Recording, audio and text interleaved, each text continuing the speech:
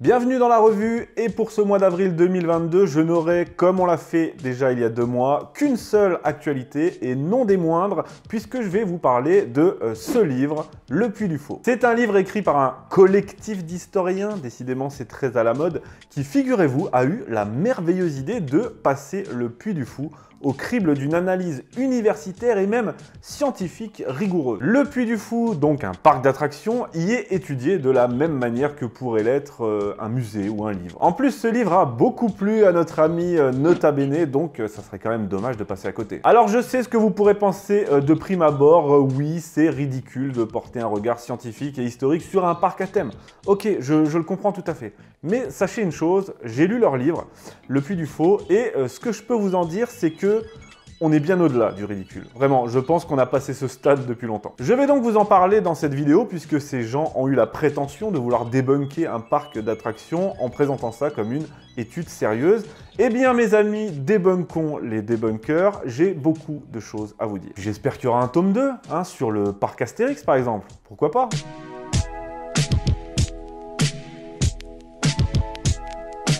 Avant de commencer, un grand merci aux éditions Phoenix qui sponsorisent cette vidéo. Puisqu'on est aujourd'hui en quête d'histoire sérieuse, je ne peux que vous recommander leur collection. Phoenix, c'est une jeune maison d'édition française qui s'est donné pour but de vous faire redécouvrir l'histoire de France au travers d'œuvres littéraires sélectionnées afin de reconstruire un socle de connaissances historiques solide, et on en a bien besoin. Au sein de leur collection, vous retrouverez notamment l'histoire de France et le Napoléon de Jacques Bainville, dont je vous avais déjà parlé. Regardez comme il est beau. Mais aujourd'hui, je vous présente leur toute dernière parution, Histoire de la Révolution française, par François-Auguste Minier. Il s'agit d'une référence sur un thème ô combien important et fondateur de notre monde actuel, et comme pour tous les autres ouvrages, vous pouvez le voir, il s'agit de belles relures en format royal, avec couverture cartonnée et dorée. Encore une fois, c'est un super produit. Tout est bien sûr fabriqué et imprimé en France, et 50% de leurs bénéfices sont reversés à une fondation qui œuvre à la conservation de notre patrimoine. Que demander de plus? Que demander de plus? Eh bien, un petit code promo, bien sûr, puisqu'avec le code LAN2, vous pourrez profiter de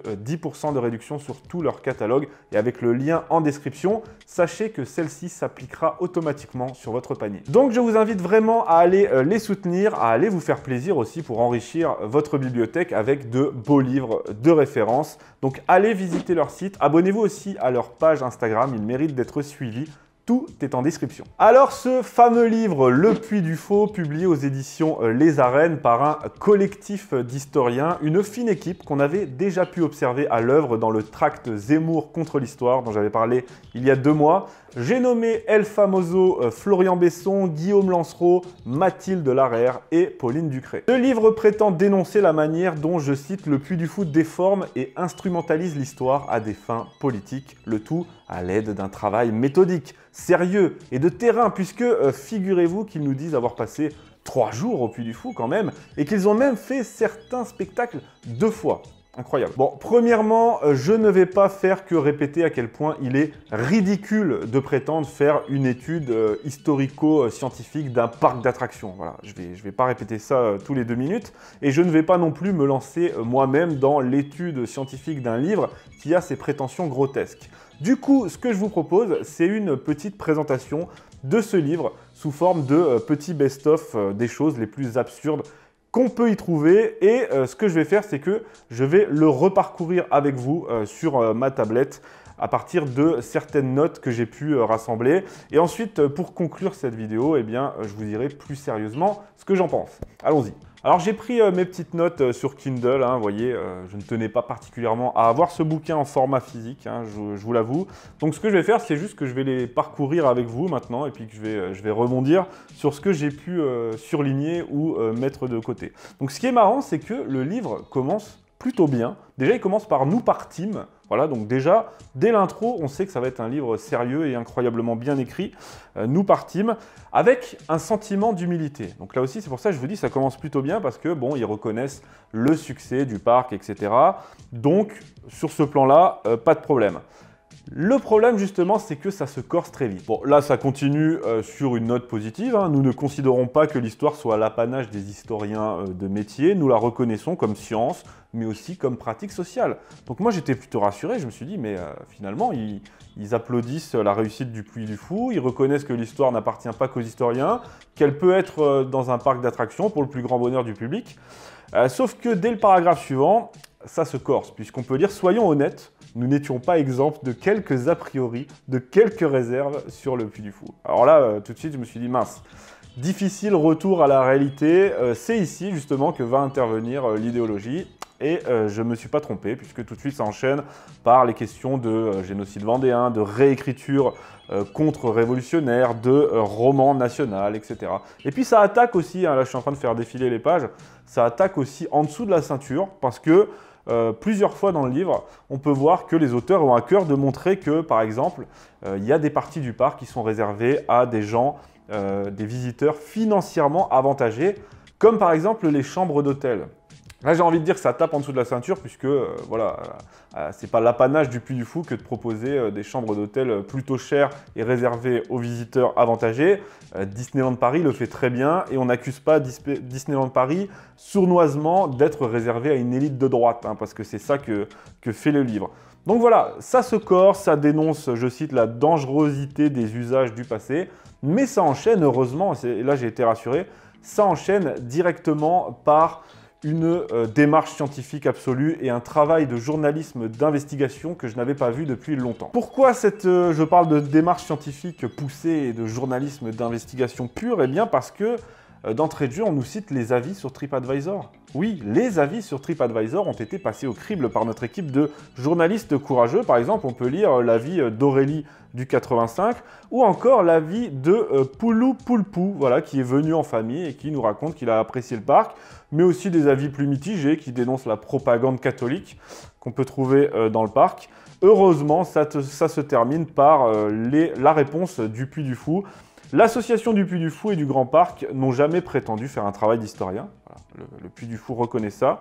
Elle propose de spectaculaires romances historiques qui permettent un voyage poétique dans le légendaire français à travers ses merveilles, ses drames, ses grandeurs. C'est pour ça que moi je trouve que la position du Puy du Fou est plutôt claire, contrairement à celle de nos amis journalistes. Mais on va y revenir. Un peu plus loin, ça m'a fait marrer parce qu'on reproche au Puy du Fou d'avoir des amis. Par exemple, on lui reproche que dans la boutique, on trouve les vins de Gérard Depardieu qui prête sa voix à plusieurs spectacles, notamment celui sur Cyrano, qu'il a incarné au cinéma. C'est marrant parce que ces gens-là, qui sont les premiers à pratiquer l'entre-soi en permanence, d'ailleurs là on retrouve les mêmes qui étaient dans le livre contre Zemmour, là, Zemmour contre l'histoire, qui sont les premiers à pratiquer cet entre-soi, ces gens de gauche.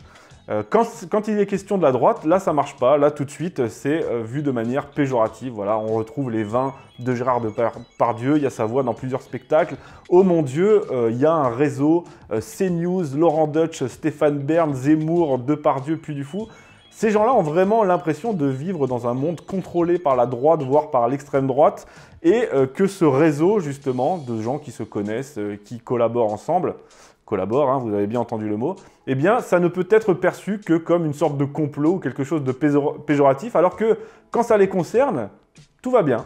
Voilà, ça m'a juste fait rire, mais je pense que c'est très révélateur. Un peu plus loin, ça attaque sur le vrai sujet, le vrai reproche qui est fait au Puy du Fou, à savoir qu'il est, je cite, le parc du roman national. Le roman national nous est présenté comme une version mythifiée, favorable à la cristallisation des identités régionales ou nationales, et que ce roman national, qui a été instauré par la Troisième République, qui a été mise en exergue par Ernest Lavis dans son manuel pour les écoliers, est là pour, je cite, renforcer la cohésion d'un groupe et d'une identité. Tout ce que j'ai envie de dire, c'est oui, et alors, est-ce que c'est mal de vouloir renforcer la cohésion d'un groupe ou d'une identité, de vouloir faire France, de vouloir faire une nation, en lui donnant justement une mythologie, en lui donnant une histoire commune? Est-ce que c'est mal? C'est ça la question.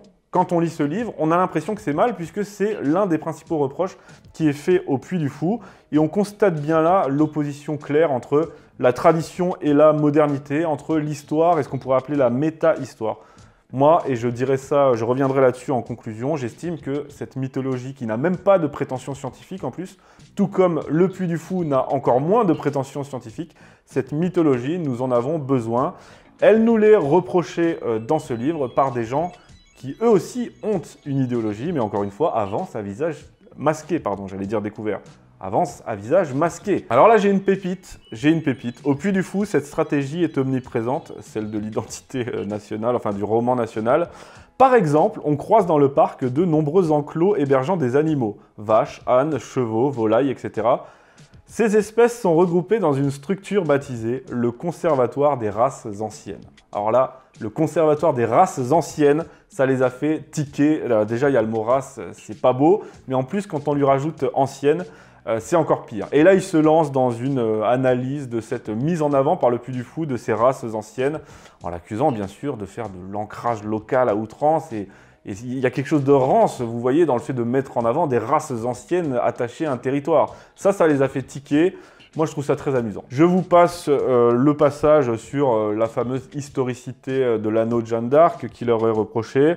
Ensuite, bon, on parle du fait que la reine gallo-romaine, il y a énormément d'erreurs historiques comme la mise à mort, ceux qui vont mourir te saluent. Là aussi, je suis démuni, je ne peux pas répondre autre chose que c'est un spectacle. C'est un spectacle, les gens sont invités à crier, nous sommes des coqs gaulois, nous sommes tous des coqs gaulois. Les gens sont invités à huer les Romains. Ça fait participer le public, ça fait partie de l'imaginaire collectif comme peuvent l'être les BD d'Astérix. Je ne sais pas quoi dire de plus, je suis désolé. Faire une analyse scientifique et historique d'un spectacle,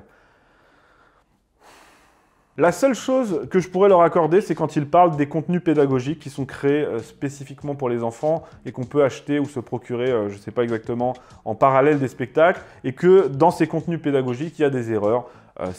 Ok, je veux bien leur concéder. S'il y a des erreurs, oui, elles doivent être corrigées, parce que là, on n'est plus sur du spectacle, mais sur du contenu pédagogique. Voilà la seule concession que je pourrais leur faire, en fait. Alors là, dans le chapitre 3, là aussi, je vais être un peu vulgaire, hein, je m'excuse. Je vous lis d'abord ce qui m'a fait tiquer. Le choix consistant à faire parler la plupart des voix off en alexandrin n'est pas anodin. Ce maître crée à la fois une atmosphère précieuse et distinguée et un sentiment de familiarité hérité de l'éducation littéraire scolaire. Je m'excuse, mais pour moi, ça, c'est de la surintellectualisation totalement absurde. Et c'est ce qu'on pourrait appeler familièrement enculer les mouches. Là, ils ne font pas autre chose en essayant d'analyser le récit en faux alexandrin de la voix off pour créer dans l'inconscient du spectateur une atmosphère distinguée. Qu'est-ce que vous voulez que je vous dise, les gars? C'est de la surintellectualisation à outrance et c'est pas le seul exemple que j'ai trouvé dans ce livre, loin de là. Ah bah justement, en parlant d'exemples à la con, ajoutons enfin que dans tous les spectacles, les méchants sont vêtus de noir et de rouge, et généralement masqués, tandis que les héros apparaissent en blanc et en bleu. Je peux pas vous répéter pendant toute la vidéo, oui, c'est un parc d'attractions, c'est du spectacle. Je suis désolé. Encore une fois, je suis démuni. Donc ce que je vais faire, c'est que quand je tombe là-dessus, je vais m'abstenir de commentaires, tout simplement, sinon ça va être répétitif pour vous. Tiens, là, il y a un commentaire à faire par contre. On retrouve enfin un goût prononcé pour la paix et le respect de la vie humaine au travers de tous ces spectacles. Par contre, alors là, ils reconnaissent que le parc marque un goût prononcé pour la paix et le respect de la vie humaine, donc c'est positif, c'est bien. Mais je continue la phrase. Dans une logique plus chrétienne que sincèrement pacifiste ou humaniste. Ah merde alors! Oh merde! Oh, c'est con ça! On était bien parti, là, il y a un respect de la vie humaine et de la paix, mais par contre, c'est issu des valeurs chrétiennes et pas humanistes. Ah, bah ça c'est dommage. Le chapitre 4 est sans doute l'un des plus magnifiques, puisque là, il s'intitule « Princesse et chevalier, le genre du parc ».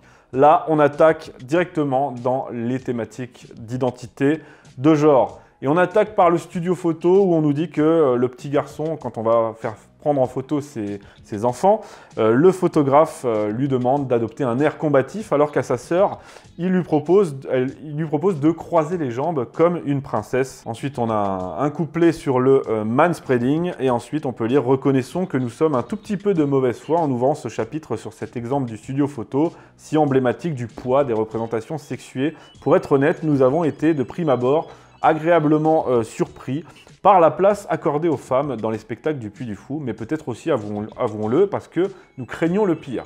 Donc ils sont contents parce qu'ils ont remarqué qu'il y avait pas mal de femmes quand même dans les spectacles du Puy du Fou. Mais par contre, ça ne leur suffit pas, parce que ça c'est le début du chapitre, et tout le reste du chapitre est là pour nous montrer que finalement, eh bien, le Puy du Fou s'ancre dans des stéréotypes de genre nauséabonds, et qu'on est vraiment sur une vision masculine de l'histoire de France, et que ça va pas du tout. La séquence se joue donc des stéréotypes de genre qu'elle réaffirme, c'est-à-dire seuls les hommes combattent. Est-ce qu'on n'est pas dans l'idéologie pure, là, quand on lit ça? Seuls les hommes combattent. Oui, à l'époque, c'est ce qui se faisait, à part à de rares exceptions, comme Jeanne d'Arc, par exemple, qui est largement représentée dans le parc. Donc, en fait, ils ne sont jamais contents. Jeanne d'Arc est représentée comme une femme combattante, mais dans les autres spectacles, ce sont les hommes qui combattent, et les femmes sont, nous dit-on, dans un rôle de passivité. Donc, j'ai du mal à saisir où est-ce qu'ils veulent en venir, parce que c'est plutôt fidèle à l'histoire, pour le coup. Mais justement, c'est ce qu'on reproche au parc depuis le début, de ne pas être fidèle à l'histoire. Mais quand il l'est, et que ça ne convient pas à leur idéologie actuelle, qui est l'émancipation de la femme, etc., et toutes ces questions de genre, là, ça leur convient plus. Alors, il faudra m'expliquer ce que vous attendez de ce parc, au final. Après, on nous parle d'un autre spectacle, Les Mousquetaires de Richelieu, où l'amant d'une femme qui a été enlevée par des bohémiens lui dit « La Sérafina ne vous appartient pas, elle m'appartient à moi ». Et le livre précise « Pour une femme qui appartient avant tout à elle-même, on repassera ».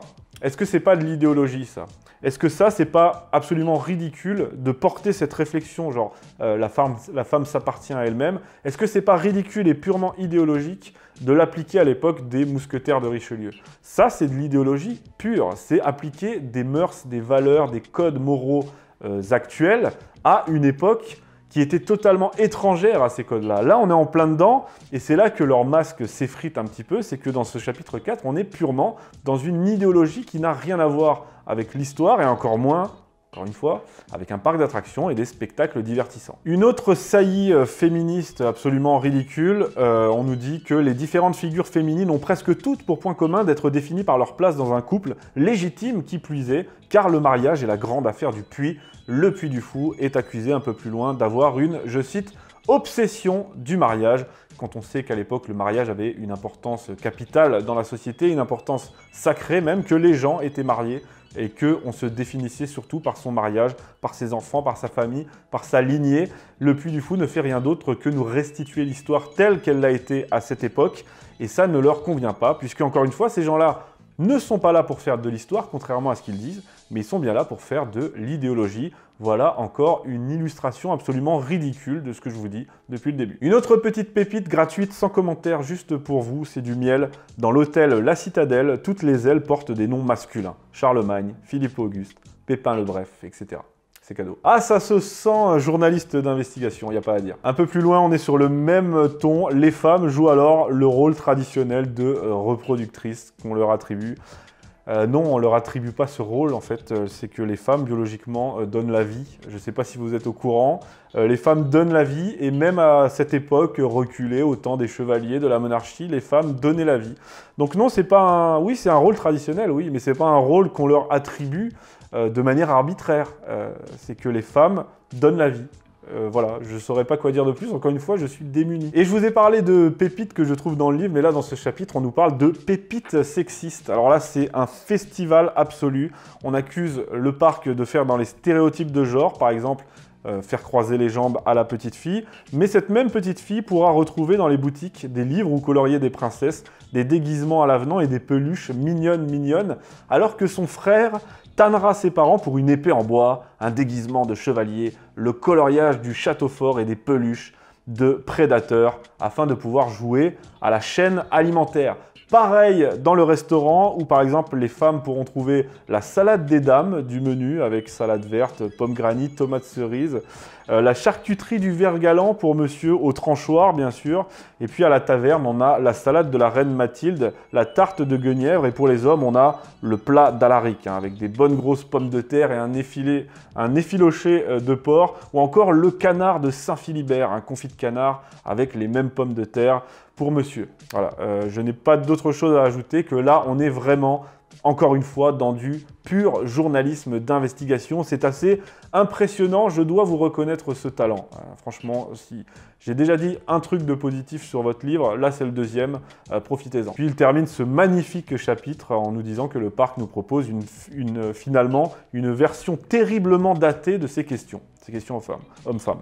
Non, ça n'est pas une version terriblement datée, c'est une version datée, puisque c'est une version historique. Le parc ne fait que restituer la place des femmes dans l'histoire. Et encore, vous l'avez reconnu vous-même, le parc accorde une grande importance aux femmes.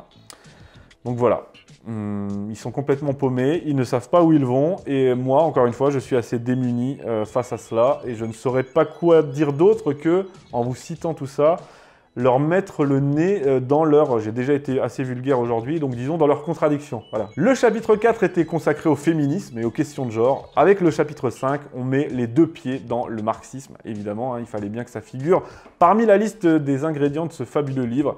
Il s'intitule « Peuple et élite ». Et puis là, on va s'attaquer aux luttes sociales, à la lutte des classes, etc. À la différence entre est-ce que ce sont les grands personnages, les nobles, les chevaliers qui ont fait l'histoire, ou alors est-ce que c'est le peuple qui fait l'histoire? Un peu plus loin, le parc est accusé de convoquer, je cite, le rêve d'un temps perdu où la vie était plus simple, plus facile, où l'on chantait avec ses voisins sans souci ni tension, sans dispute ni division. Oui, on va au parc d'attractions pour ça. On va au parc d'attractions en famille avec ses enfants pour se vider la tête, pour se sortir justement de ce monde que vous avez contribué à créer. On va au parc d'attractions pour rêver, pour que tout soit beau. De la même manière qu'on regarde un Disney pour voir les animaux chanter, là, le fait de voir les paysans, le fait de voir tout le monde s'embrasser, chanter gaiement, c'est pour ça qu'on va au parc d'attractions. Où est, encore une fois, le problème? Celle-ci, elle est gold, elle est un peu plus loin. On ne voit pas de dispute entre villageois, on est sur le même thème là. On ne voit pas de dispute entre villageois, on ne voit ni maladie ni famine, on ne voit ni grossesse ni accouchement.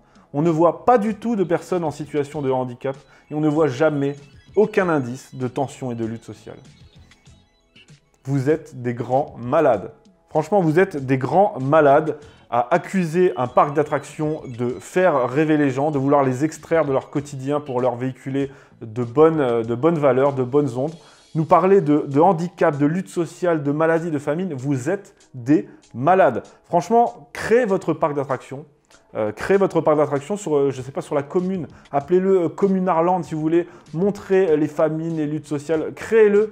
Je pense qu'il faudra des cellules de suicide assisté à la sortie.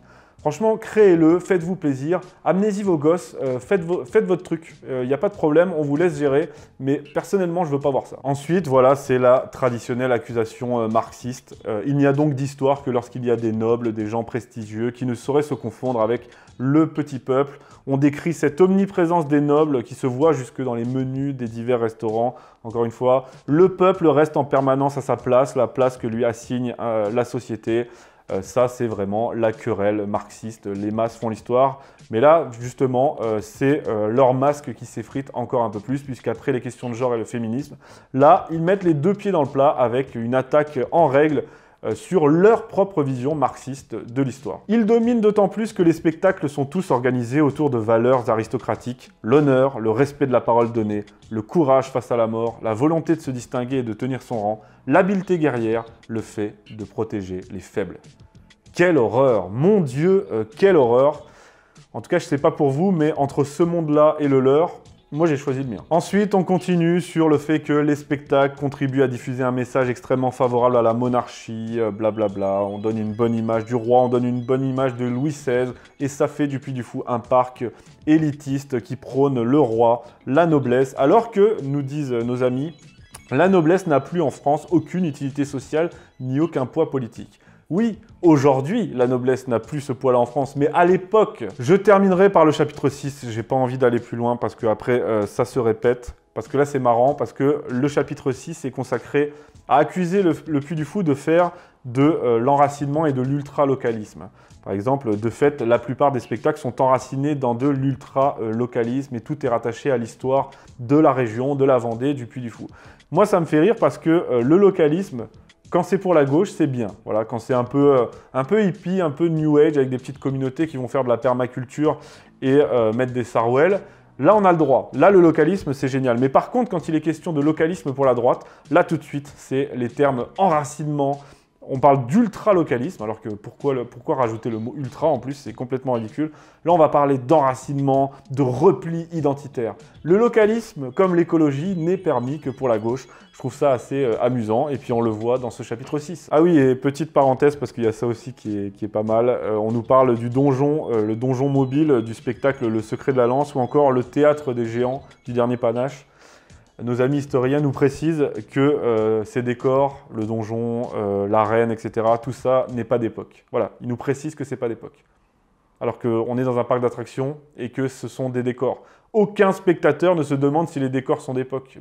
Encore une fois, vous êtes des malades. Honnêtement, je m'arrête là avec mes petites notes et ma petite lecture parce que sinon la vidéo va durer 1 heure, c'est pas le but. Qu'est-ce que je peux dire pour conclure? Je pense qu'avec tout ce que je vous ai déjà cité, vous avez pu vous faire une idée du ridicule de cette démarche pseudo-historique, pseudo-scientifique. Et je ne vais pas, comme je l'ai dit, faire que répéter à quel point il est absurde d'aborder un parc d'attractions sous cet angle. Ça, je pense que vous l'avez bien saisi. D'ailleurs, tout à l'heure, je vous ai dit vivement le tome 2 sur le débunkage du parc Astérix. Sachez que ça a déjà été fait. Je vous invite à aller voir le thread humoristique réalisé par Pierre Valentin sur Twitter, qui est un journaliste du Point plus ou moins spécialisé dans les questions de wokisme.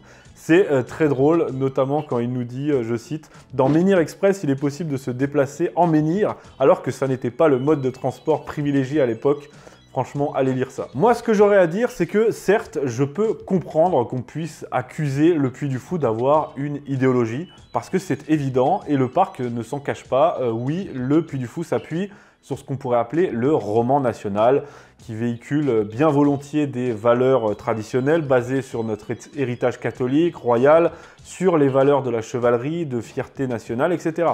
Ça, c'est une évidence, et c'est une évidence assumée. Alors certes, pas de manière claire et directe, hein, faut pas oublier qu'on parle d'un site touristique, d'un parc d'attractions, mais c'est assumé d'une certaine manière par le Puy du Fou.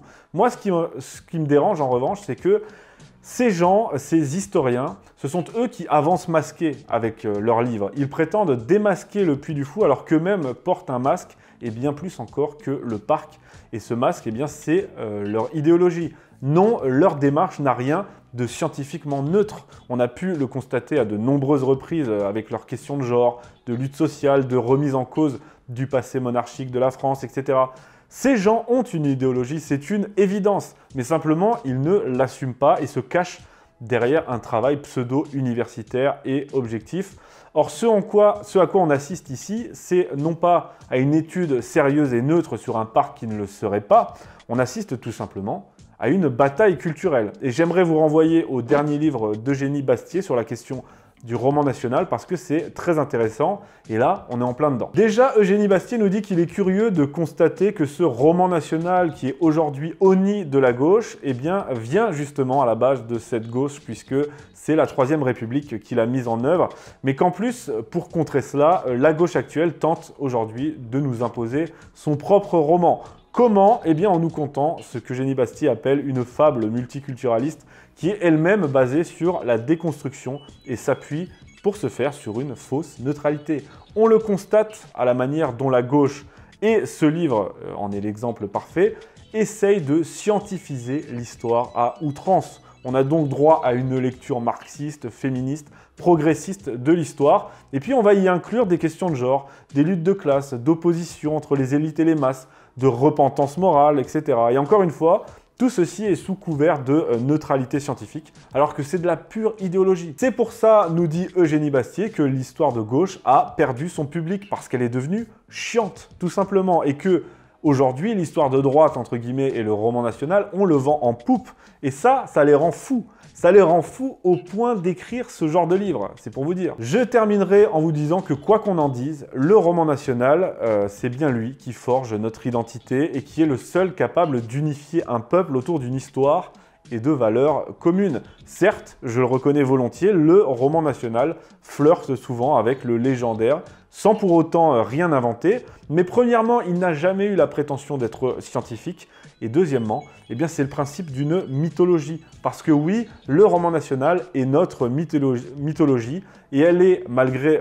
tous ses défauts aux yeux d'un moderne rigoureux jusqu'à l'absurde, elle est absolument vitale pour unir un peuple dans un destin commun. Mais évidemment, unir un peuple, forger une identité commune, c'est exactement l'opposé de ce que veulent ces gens qui ne sont autres que des idéologues qui ne disent pas leur nom. Voilà ce que j'avais à dire à propos de leur livre, à propos du roman national et à propos de cette bataille culturelle actuellement en cours, même si de leur côté, elle ne dit pas son nom. La bonne nouvelle, c'est que cette bataille, eh bien, on est en train de la gagner et que contrairement à eux, nous, on avance à visage découvert.